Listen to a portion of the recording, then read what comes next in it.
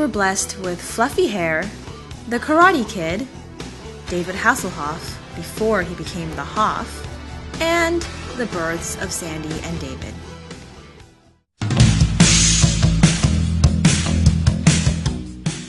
Sandy was born in San Jose, California.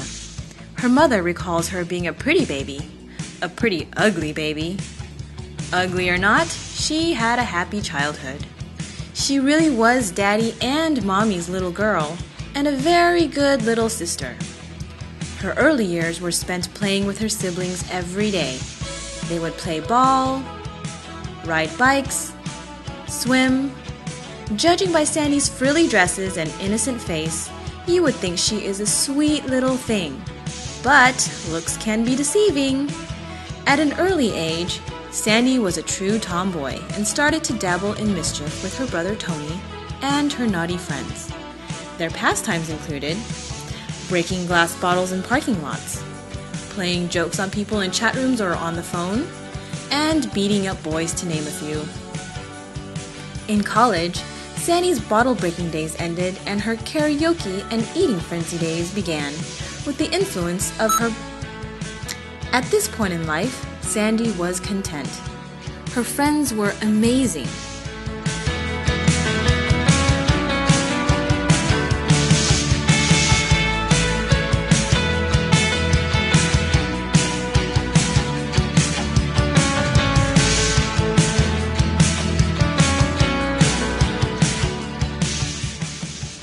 Her family was wonderful. School life and eventually work life didn't merit any complaints. Life was really good.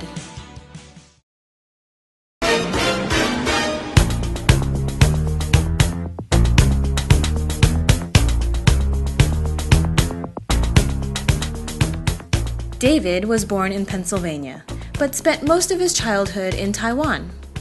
To his mom, he was an angel, a mama's boy. But if you were to ask others to describe David as a child in one word, most would say he was a terror. He enjoyed threatening his siblings, old and young, and making them cry. He was also very destructive and liked to take things apart and break things. Whenever it fancied him, he would hang out in his sister's room, uninvited, and try on their dresses. When he and his family moved back to the U.S., David's mischievous ways led him to Mike and Kevin. Little did he know, they would be his best men at his wedding years later. When they were younger, these three would cut class and go out on David's pimp-ass ride to go eat and just hang out. Everything was just peachy. Could it get any better than this? Well, it did for his siblings. Remember how rotten he was? Let's just say revenge was seeked out.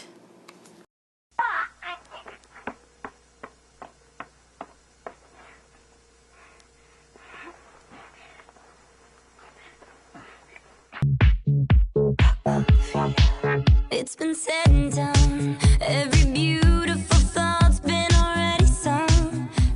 Sandy and David's paths finally crossed on the first day of Advanced Immunology Techniques Lab.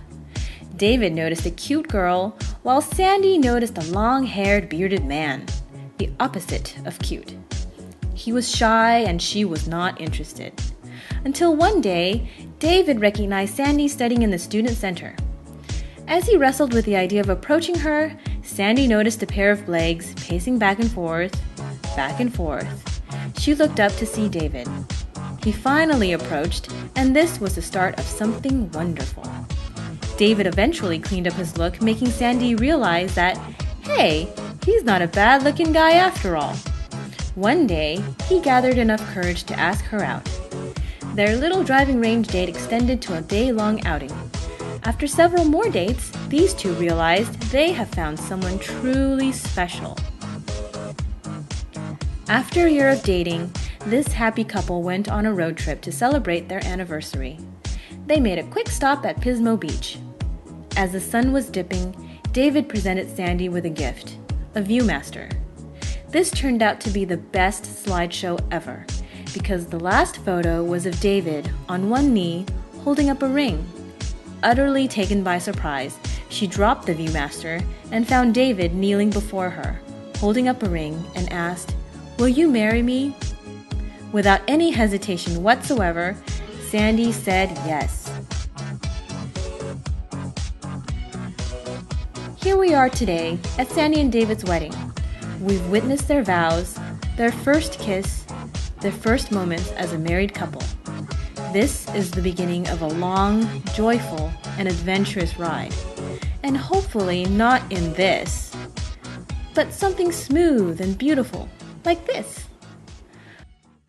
Ride into the sunset, you two, and we hope you live happily ever after.